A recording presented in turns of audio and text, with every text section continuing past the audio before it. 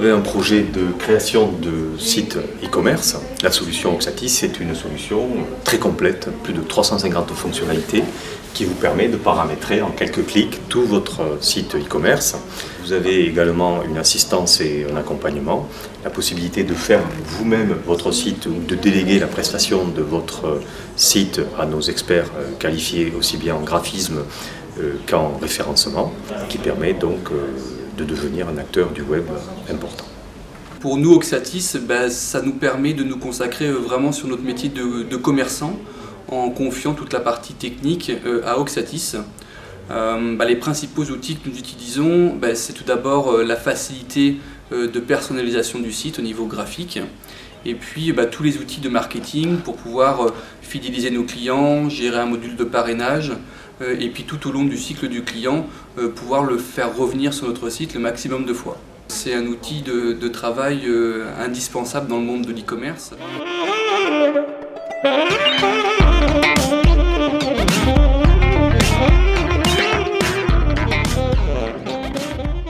Multiplier ses canaux de distribution, multiplier ses canaux d'acquisition de contacts qualifiés, c'était très important. On assiste à une évolution comportementale liée à l'usage des mobiles. Il se passe autour de nous qu'en local, comment les grands groupes de distribution se sont appropriés ce nouveau comportement, la traduction, c'est tous les drives qui se développent autour de nous. Donc vous voyez bien que les grands groupes ont pris la mesure que Internet était une façon d'acquérir ou de fidéliser des clients en local. Et ça, c'est une vision, très souvent, qui n'est pas une vision d'origine. Lorsqu'on fait un site Internet, lorsqu'on ouvre un site Internet, on a très souvent une vision globale. On veut vendre partout, dans le monde entier, alors qu'en fait, nos clients, ils sont souvent à côté de nous. Comment je peux utiliser Internet comme un outil d'acquisition, voire même de fidélisation de clients en local. On utilise de plus en plus le smartphone pour se connecter à Internet. Alors cette évolution, qu'est-ce qu'elle a provoqué? Elle a provoqué une évolution des supports de vente. Aujourd'hui, on peut acheter depuis un smartphone, depuis un ordinateur bien évidemment, depuis une tablette, mais de même, c'est en train d'arriver sur ce qu'on appelle la télévision connectée. Donc cette évolution de points de contact fait que là on a un vrai gisement de prospects et de clients à qui nous pouvons parler. Mais ce qui va nous intéresser, c'est en local.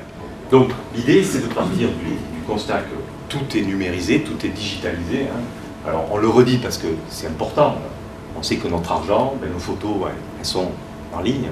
On a tous des comptes Flickr, Picasa et autres plateformes d'échange, pour les achats bien sûr, les messages, les courriers, les loisirs, les déplacements, les amours, les amis, le job, la musique, tout est connecté. Si je suis sur mon Facebook à la maison, j'ai un de mes amis qui écoute Spotify, mais je me suis inscrit à sa liste de lecture, je peux voir en temps réel ce qu'il est en train d'écouter. Donc quelque part, en temps réel, on est en train de... je ne suis pas avec lui, mais il me recommande quand même. Voilà ce que j'écoute. Et ça a des enjeux très importants dans la recommandation. Ça va nous inviter à se poser la question, comment j'utilise ces outils de recommandation pour faire du business.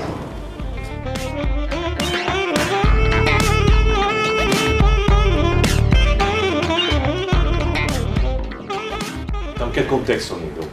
On parle de multiplication des sources de trafic, c'était ça l'enjeu. En même temps, il y a une source de trafic qui est merveilleuse. On a réussi à acquérir beaucoup de clients. Et est-ce qu'on invite ces clients à revenir nous voir? J'ai payé pour faire venir des clients sur mon site. Ces clients sont dans ma base. Comment je les invite à revenir? Parmi les outils de fidélisation qu'on peut lister, on a bien sûr les newsletters, les SMS, les programmes de fidélité, les programmes de parrainage, les programmes de fidélisation avant-vente, c'est-à-dire j'ai un client qui arrive sur mon site, je l'invite à rester jusqu'à terminer son achat.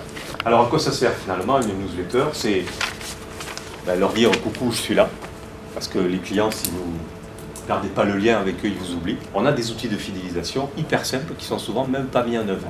Par exemple, à la livraison, avec le bon de livraison, on m'invite à revenir. Donc, je ne sais pas si vous le pratiquez, mais ça me paraît être une bonne pratique.